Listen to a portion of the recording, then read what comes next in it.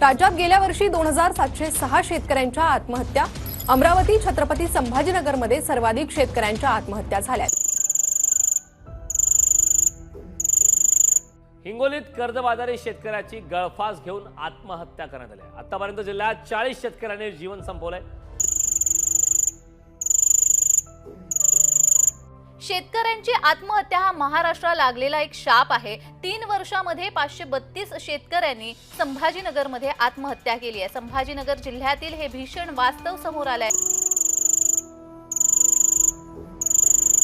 पश्चिम विदर्भात शेतकरी आत्महत्यांचं सत्र हे अद्यापही सुरूच आहे। विदर्भात 5 महिन्यात तब्बल 461 शेतकऱ्यांनी आत्महत्या केल्या।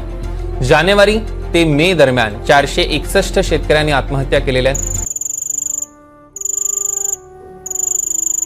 यवतमाळ जिल्ह्यामध्ये सर्वाधिक म्हणजे 178 शेतकऱ्यांनी आपलं आयुष्य संपवलेलं आहे।